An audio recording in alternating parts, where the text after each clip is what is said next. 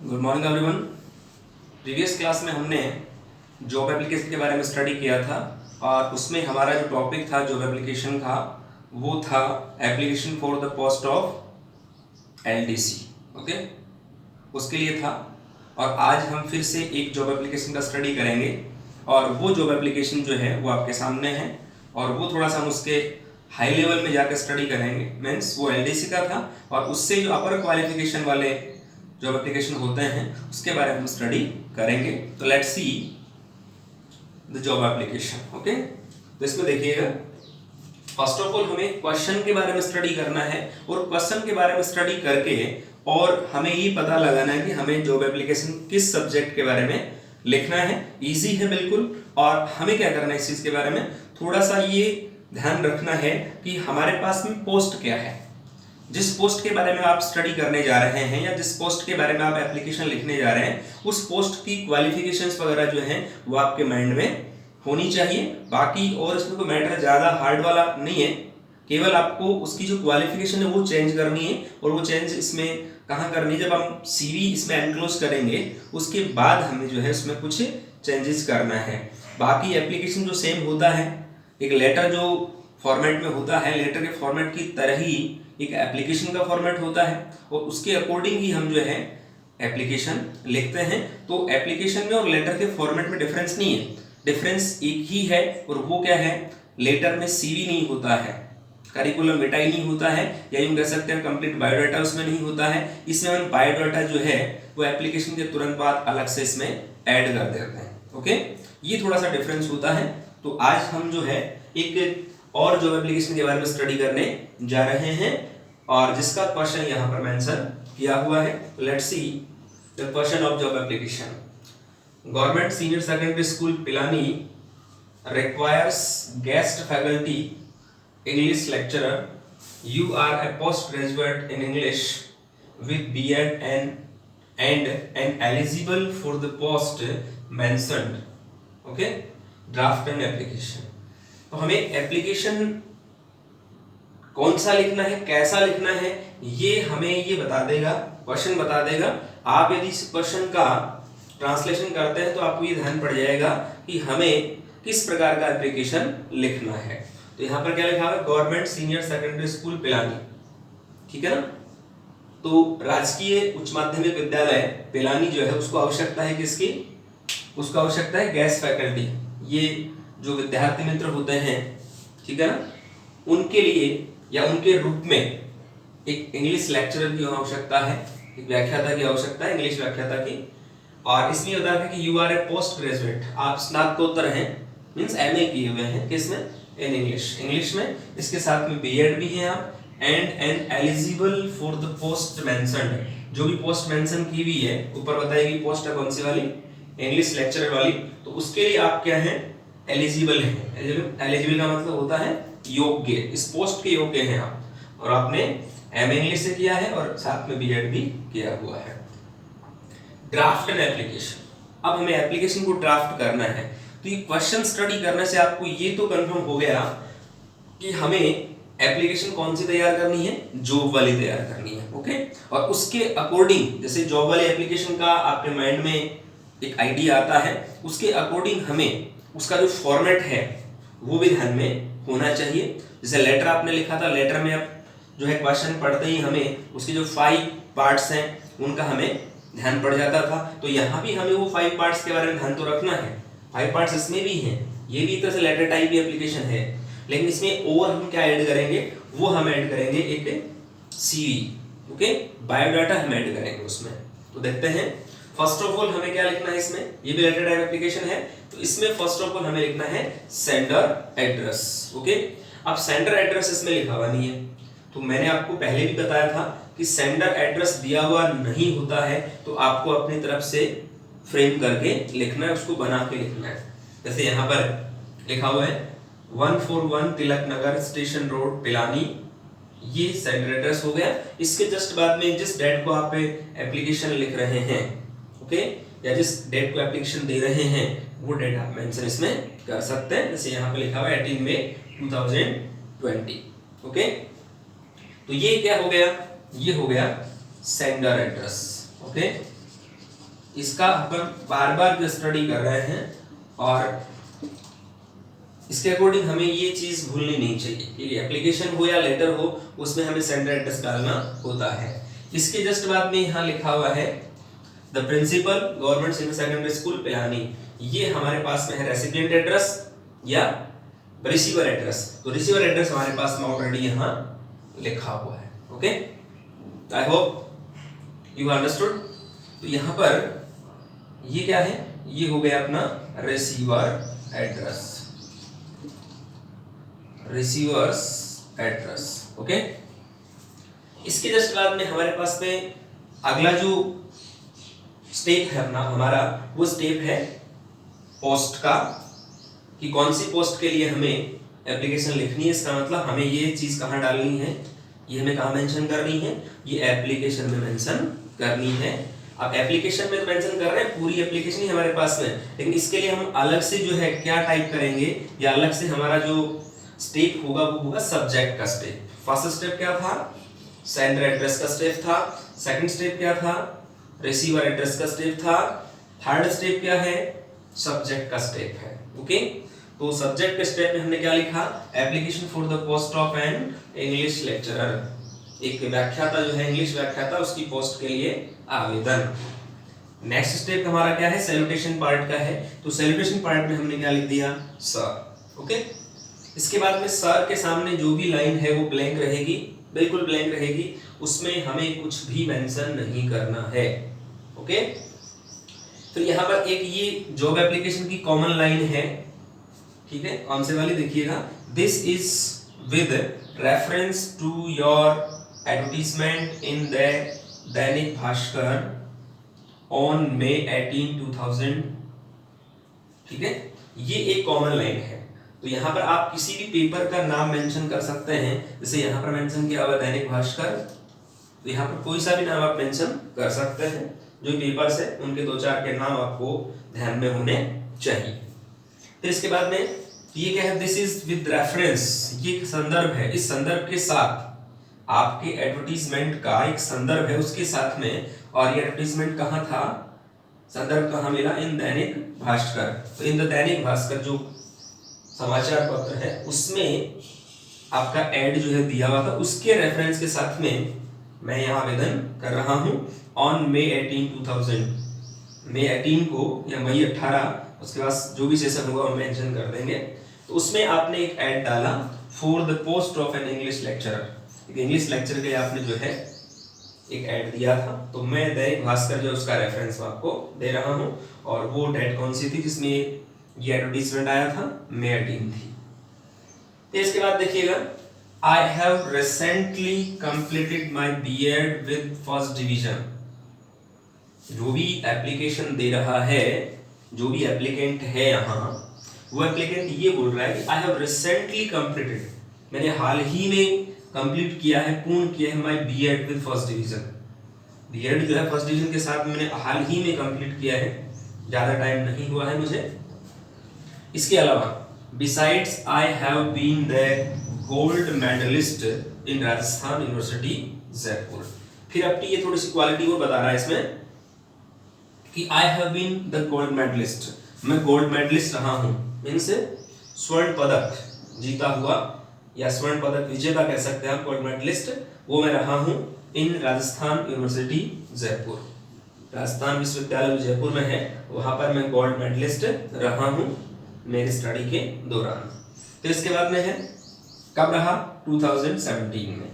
At present I am teaching eight A reputed institution. अब मैं present में क्या स्टडी करवा रहा हूँ, आई एम टीचिंग, मैं पढ़ा रहा हूँ एट ए रेप्यूटेड इंस्टीट्यूशन, एक बहुत ही प्रसिद्ध संस्था है, उसमें मैं टीचिंग करवा रहा हूँ या मेरा जॉब कर रहा हूँ। फिर इसके बाद देखिएगा, आई कैन अश्योर यू, मैं आपको विश्वास दिलाता हूँ। ठीक है, अश्योर में विश्वास दिलाना, मैं आपको विश्वास दिलाता हूँ ऑफ माई बेस्ट सर्विसेज, मेरी अच्छी सेवाओं के बारे में। ठीक है, if I am offered the said post, जो पोस्ट आपने एड में मेंशन की है, एडवर्टीजमेंट में आपने मेंशन की है, वो पोस्ट अगर मुझे दी जाती है, मुझे ऑफर की जाती है, ठीक है, तो मैं आपको विश्वास दिलाता हूं कि मैं मेरी अच्छी सेवाएं दूंगा। I am enclosing my curriculum vitae, मैं मेरी करिकुलम विटाई वो सीवी इसको कहते हैं, बायोडाटा कहते हैं, वो मैं इसके साथ में जोड़ रहा हूँ, एनक्लोजिंग कर रहा हूँ। एनक्लोज में जोड़ना, संलग्न करना, विद किसके साथ में देखिएगा, here with your perusal application के साथ में, आई am enclosing my curriculum Vitai here with for your perusal. Perusal का मतलब क्या होता है, पेरूजल का मतलब स्टडी, या यूं कह सकते हैं आप रीडिंग कह सकते हैं। रीडिंग किसके लिए, एग्जामिनिंग के लिए, कि आप मेरी जो क्वालिफिकेशन का एग्जाम जो है एग्जामिन कर लें, जांच लें उनको, तो ये जांचने के लिए पेरूजल वर्ड आता है। ओके, एग्जामिनिंग थोरोली, संपूर्ण रूप से जो है जांच कर लेना, उसके लिए हम यूज करते हैं पेरूजल वर्ड। तो मैं क्या कर रहा हूं, I am enclosing my curriculum vitae, मेरी जो कंप्लीट जो बायोडाटा है वो मैं यहाँ पर आपके अध्ययन के लिए, आपके पठन के लिए मैं जोड़ रहा हूं, ऐड कर रहा हूं। उसके लास्ट में है ये सब्सक्रिप्शन पार्ट, योर्स फेथफुली और दिवाकर, ये नाम है। इस प्रकार से हमने जो है एक लेटर के अकॉर्डिंग यहाँ 5 पार्ट्स फॉलो करते हुए हमने क्या किया है, एक सीवी एप्लीकेशन जो है उसको हमने फ्रेम किया है। लेकिन इसमें अभी भी एक चीज जो अधूरी है, और वो क्या है, सीवी। तो अब हम जो हम सीवी तैयार करेंगे, और सीवी तैयार किसके अकॉर्डिंग करेंगे, हमारे पास में जो भी पोस्ट है, यहाँ पर जैसे पोस्ट थी कौन से वाली, इंग्लिश लेक्चर, तो हमें इंग्लिश लेक्चर की जो क्वालिफिकेशंस हैं वो सारी यहाँ पर ऐड करनी पड़ेगी। इसके अलावा उसका पर्सनल जो बायोडाटा है, उसके बारे में पर्सनल जो नॉर्मल जानकारी है वो भी हम यहाँ पर ऐड करेंगे।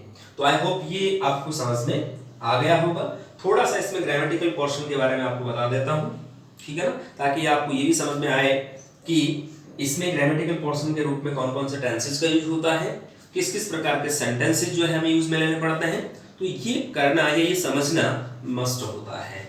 ओके, तो इनमें तो ग्रामर पोर्शन वाला कोई मैटर नहीं है, ठीक है। तो आपको यहीं से ध्यान रखना है कि फर्स्ट ऑफ ऑल क्या लिखना है, सेंडर एड्रेस, फिर रिसीवर एड्रेस। रिसीवर एड्रेस आपको मिल जाएगा, बट सेंडर एड्रेस कंफर्म नहीं है, कंपल्सरी भी नहीं है, मिले या नहीं मिले तो आपको अपनी तरफ से जो है मेंशन करके या अपनी तरफ से बना के लिखना होगा। फिर इसके बाद में सब्जेक्ट आपको क्वेश्चन में मिल जाएगा, application for the post of an English lecturer. तो यहाँ पर देखिएगा फॉर द पोस्ट, और वहां लिखा हुआ इंग्लिश लेक्चर। तो ये थोड़ा सा सिस्टमेटिक ऊपर नहीं है, सिस्टमेटिक तो एक लाइन में नहीं है, वैसे सिस्टमेटिक है ये, लेकिन इसके अकॉर्डिंग नहीं है। तो आपको ये बना करके एक लाइन को मेंशन करना है। तो इसके बाद में सैल्यूटेशन पार्ट में सर लिख दिया आपने। अब हम थोड़ा सा ग्रामेटिकल पोर्शन के बारे में स्टडी करेंगे। दिस इज, यहाँ पर इज का यूज है वो मैन वर्ब के रूप में है, डिस्टेंस ये है। तो दिस क्या है, डेमोन्स्ट्रेटिव प्रोनाउन। तो this is with reference to your advertisement, ये आपके एडवर्टीजमेंट के संदर्भ के साथ, ठीक है ना। कहाँ था वो एडवर्टीजमेंट, किसमें डाला हुआ था, किसमें किया हुआ था, किसमें पब्लिश करवाया हुआ था, इन दैनिक भास्कर।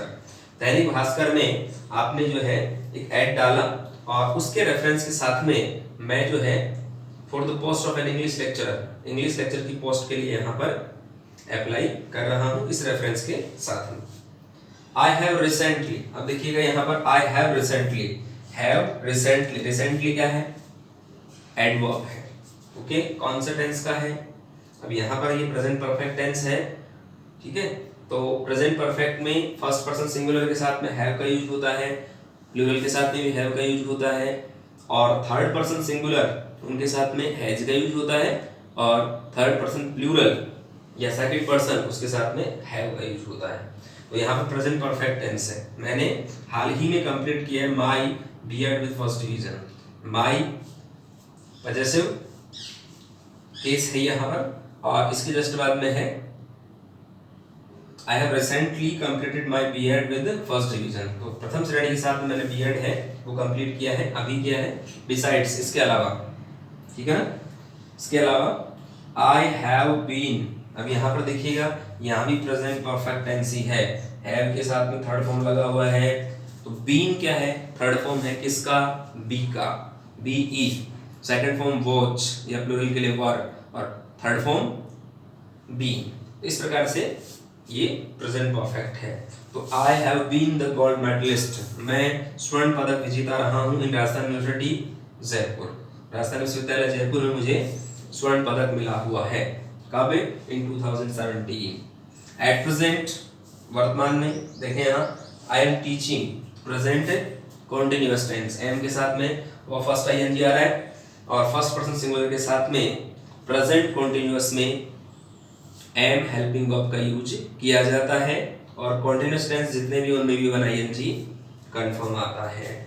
इसी जैसे बात देखिएगा, कहाँ स्टडी करवा रहे हैं? आई am teaching eight A reputed institution, एक प्रसिद्ध संस्था में मैं स्टडी करवा रहा हूँ या पढ़ा रहा हूँ। आई कैन अश्योर, मैं आपको विश्वास दिलाता हूँ, ऑफ माई बेस्ट सर्विसेज, यहाँ पर देखिए कैन का यूज है, ओके। और मॉडल है, मॉडल के जस्ट बाद में कौन सी फॉर्म आती है? फर्स्ट फॉर्म आती है।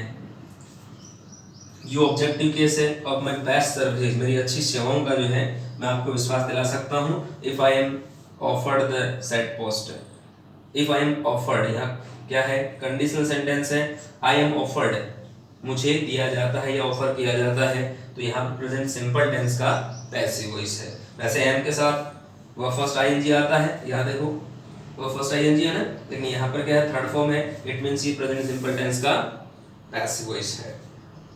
ये आपको ध्यान में रखना है। इसके जस्ट बाद में देखिएगा पोस्ट, ये हो गया इसमें। आई एम एनक्लोजिंग, यहाँ भी प्रेजेंट कॉन्टिन्यूअस टेंस है, मैं संलग्न कर रहा हूँ या इसमें लगा रहा हूँ। माई करिकुलम विटाई, मेरा जो सीवी है, सीवी का पूरा नाम है करिकुलम विटाई, मतलब प्रश्न बायोडाटा है, और एजुकेशन क्वालिफिकेशन वगैरह जो भी उसमें होती है शामिल, वो सब। हियर विद योर पेरिविजन, आपके जांच करने के लिए या आपके कंप्लीटली या थोरोली स्टडी के लिए, पठन के लिए मैं मेरे सीवी यहाँ एनक्लोज कर रहा हूँ। फिर लास्ट में सैल्यूटेशन ये सब्सक्रिप्शन पार्ट, सैल्यूटेशन ये होता है।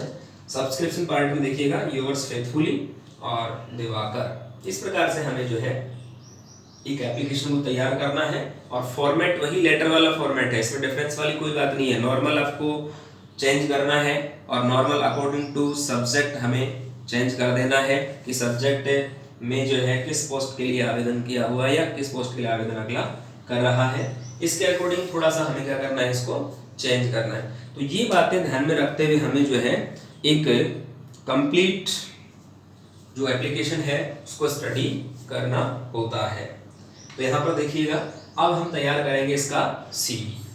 तो सीवी तैयार करने के लिए हमें किन किन बातों का पता होना चाहिए, ये हम यहाँ पर थोड़ा सा स्टडी कर लेते हैं। अब इसके अंदर हमें पोस्ट के अकॉर्डिंग सीवी तैयार करनी पड़ेगी, क्योंकि इसमें एजुकेशन क्वालिफिकेशन जो है वो अकॉर्डिंग पोस्ट लिखी जाती है। एलडीसी है तो उसके लिए इतनी क्वालिफिकेशन आएंगी, लेक्चरर है तो उसके लिए अलग से क्वालिफिकेशन होंगी, टीजीटी सेकेंडरी टीचर उसके लिए अलग से क्वालिफिकेशन होगी। इस प्रकार से हमें अकॉर्डिंग टू पोस्ट क्वालिफिकेशन को मेंशन करना है। तो अब हम तैयार करते हैं सीवी। ओके, सीवी करिकुलम विटाई, ये हमारा सीवी है। तो फर्स्ट ऑफ ऑल हमें कैंडिडेट की पर्सनल जो इंफॉर्मेशन है वो हमें देनी है। इसमें पर्सनल इंफॉर्मेशन में क्या है, फर्स्ट ऑफ ऑल हमें कैंडिडेट का नेम लिखना होगा। तो नेम हमें इसमें अभी थोड़ी देर पहले हमने लिखा था दिवाकर, ठीक है, दिवाकर वर्मा। ओके, इसके बाद हमें नेक्स्ट जो स्टेप है उसमें लिखना है फादर्स नेम। तो फादर्स नेम है महेश कुमार वर्मा, ठीक है। इसके जस्ट बाद में हमें इनका लिखना पड़ेगा डीओपी। ओके, जैसे मान लो हमने डीओपी लिख दिया इनका 2 मई 1998। ओके, 1998। इसके बाद में हमें लिखना पड़ेगा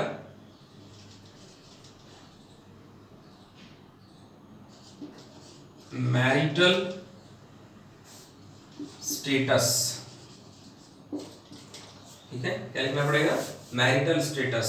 तो इसके अंदर क्या लिखना है हमें, इसके अंदर हमें लिखना है मैरिड, और अगर अनमैरिड है तो अनमैरिड, ओके, दोनों में से एक को मेंशन करना है, तो मैरिड और अनमैरिड।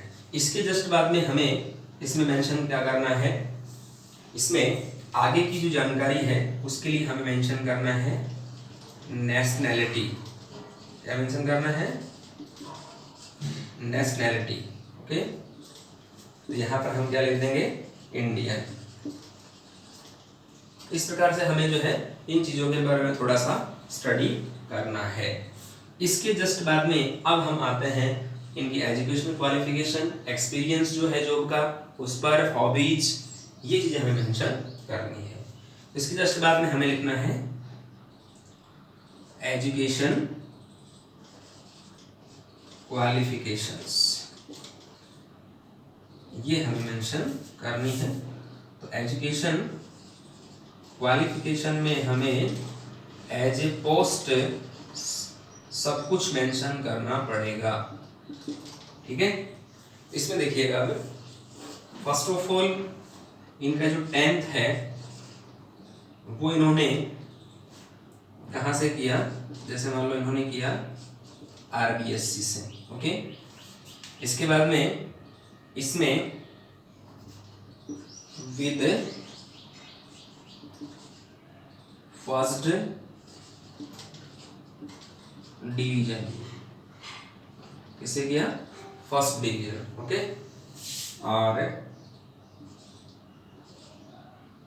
इन कब किया, 2009, ओके। और यहाँ पर आप इनकी परसेंटेज मेंशन कर सकते हैं,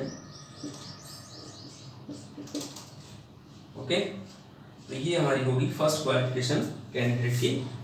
फिर इसके जस्ट बाद में हमें लिखना है 12th के बारे में। ये भी RBSC से है, ये भी फर्स्ट डिवीजन से हैं, और ये है 2011 में, और यहाँ पर परसेंटेज है 74.25, ओके। इसके जस्ट बाद में हमें मेंशन करना पड़ेगा नेक्स्ट क्वालिफिकेशन BA, ओके। ये है राजस्थान यूनिवर्सिटी, ओके। और ये भी क्या है, फर्स्ट डिवीजन से है, नो प्रॉब्लम। और ये होगा 3 इयर्स में, तो 3 इयर्स में होगा तो ये कब कंप्लीट हो जाएगा, 2014 में। इसमें इनका परसेंटेज है 65.17, ओके। इसके बाद में हमें आगे मेंशन करना है MA इन इंग्लिश, ओके। और ये कहाँ से है, ये भी राजस्थान यूनिवर्सिटी से किया हुआ है। और इसमें विद फर्स्ट डिवीजन, और ये इनका किया हुआ है, इसमें जो है 2 साल लगते हैं, तो यहाँ पर 2016, और इनमें इनका परसेंटेज जो है 64.75। इस प्रकार से इनका यहाँ पर जो है MA कंप्लीट हुआ है। इसके जस्ट बाद में हमें कंप्लीट करना है इनका BEd। उसके बाद में हम आगे क्वालिफिकेशन जो है उनको मेंशन करेंगे। तो चलो इसमें BEd भी जो है मेंशन कर देते हैं, थोड़ा सा ऊपर इसको मेंशन करेंगे। तो इस प्रकार से हमें एजुकेशन क्वालिफिकेशन के बारे में स्टडी करना है। ये नाम हो गया Diwakar Verma, father's name Mahesh Kumar Verma, DOB 2 में 1998। मैरिटल स्टेटस में कोई सा भी लिख सकते हैं, मैरिड या अनमैरिड। नेशनलिटी क्या है, इंडियन, भारतीय है। एजुकेशन क्वालिफिकेशन आपके सामने है, 10th हो गया, 12th हो गया, 12th के बाद में BA के बाद में MA। अब हम स्टडी करेंगे BEd का, ठीक है ना। इसके जस्ट बाद में BEd हम मेंशन करेंगे, और BEd होता है 2 इयर्स में, और 2 इयर्स का मतलब 16 में उनका MA हुआ है, ठीक है ना। बीएड, ओके, बीएड जो है इन्होंने किया है फ्रॉम राजस्थान यूनिवर्सिटी, ठीक है, और इन 2018, ओके, और इनका जो इसमें परसेंटेज है वो मान लो ये है, ये हो गया। इसके बाद में हम मेंशन करेंगे इनका जो एक्सपीरियंस है, जॉब एक्सपीरियंस, वो इसमें मेंशन करेंगे। तो एक्सपीरियंस है इनको 2018 के बाद में जैसे अपन मेंशन करें तो यहाँ इन्हें 2 years teaching English, 2 years teaching English in a reputed institution, okay, institution। इस प्रकार से ये इनका एक 2 साल का एक्सपीरियंस है। क्या? 2 years teaching English in A reputed institution, ये 2 साल का इनका अनुभव हो गया। इसके जस्ट बाद में हम मेंशन करते हैं इनकी हॉबीज, ओके। तो हॉबीज में फर्स्ट हॉबीज इनकी टीचिंग है। टीचिंग के बाद में दूसरी हॉबी इनकी सिंगिंग है, ओके। इसके बाद में मान लो इनकी हॉबी है नेक्स्ट पेंटिंग। इस प्रकार से इनकी हॉबीज है। और अब लास्ट में हम आते हैं, वो है एक्सपेक्टेड सैलरी, ओके। तो एक्सपेक्टेड सैलरी है इनकी 30,000 पर मंथ, ओके। या फिर इसे हम एक और मेंशन कर सकते हैं, और एज पर नॉर्म्स, जो भी सरकार की गाइडलाइन है, ओके, या शिक्षा विभाग के अनुसार जो भी सैलरी इसमें डिसाइडेड है उसके अकॉर्डिंग जो है वो बाद में फिक्स कर दी जाएगी।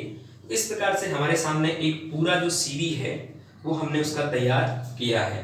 इसमें आपको जो बातें ध्यान में रखनी है वो ध्यान में रखने की, आपके पास में पोस्ट किसकी है। अगर मान लो इसमें पोस्ट ये काय की थी, पीजीटी इंग्लिश की थी, ठीक है, इंग्लिश लेक्चरर की थी, तो इसमें आपको एमए शुरू में 10th 12th बीए फिर एमए, बी और एमए ध्यान रखना है, बीएड सब में होता है। अगर इसमें मान लो साइंस की पोस्ट होती, मींस केमिस्ट्री फिजिक्स बायो इसी की पोस्ट होती, तो वहां पर हम क्या लिखते हैं, 10th 12th लिखते हैं। 10th 12th के बाद में हम क्या लिखते हैं, बीएससी लिखते हैं। बीएससी के बाद क्या लिखते हैं, हम एमएससी लिखते हैं, ठीक है ना। ये बातें थोड़ी सी हमें ध्यान में रखनी है। और बीएड तो आप प्रॉब्लम नहीं, बीएड सब में आपको मेंशन करनी पड़ेगी, ठीक है ना। ये थोड़ा सा हमें ध्यान रखने वाली बातें होती हैं। और उसमें और दूसरी बात, अगर मान लो एमकॉम मींस पीजीटी कॉमर्स वाला है कोई, तो उसके अंदर मान लो हमें क्या लिखना पड़ेगा, 10th 12th के बाद में बीकॉम लिखना पड़ेगा, और बीकॉम के बाद क्या लिखना पड़ेगा, हमें एमकॉम लिखना पड़ेगा। तो ये बात हमें ध्यान में रखनी है। तो ये थोड़ी छोटी सी गलतियां होती हैं कई बार, तो इन मिस्टेक्स को आप थोड़ा सा इग्नोर करें, इनसे बचें, तो आपका सीवी बहुत अच्छा तैयार हो जाएगा। आई होप आपको ये चीजें सारी समझ में आ गई होंगी। अब इसमें ऐसा है कि ये परसेंटेज वगैरह ये जो होती है ना, ये सब इमेजिनेटिव होती हैं, इनको आप चेंज कर सकते हैं, नो प्रॉब्लम। परसेंटेज बढ़ भी सकती है 10th में, इससे 12th में ज़्यादा बढ़ सकती हैं, बीए में उससे कम हो सकती है, बढ़ा भी सकते हैं, एमए में कम भी कर सकते हैं, उसको और भी बढ़ा सकते हैं, बीएड में भी कम कर सकते हैं, वहाँ भी उसको थोड़ा सा आप इंक्रीज कर सकते हैं। तो ये चीज़ें क्या होती है, ये कि इमेजिनेटिव होती हैं। तो आपको लिखने का जो तरीका है सीवी का, वो मैंने आपको अभी बताया है। तो इसके अकॉर्डिंग जो है हमें ये मैटर तैयार करना होता है। 7 मार्क्स का ये आता है, लेटर के अथवा में आता है। कई बार 2 लेटर आ जाते हैं, कई बार 1 लेटर और 1 एप्लीकेशन आ जाती है। तो हमें इन चीज़ों का ध्यान रखते हुए और एक जॉब एप्लीकेशन हमें तैयार करना होता है।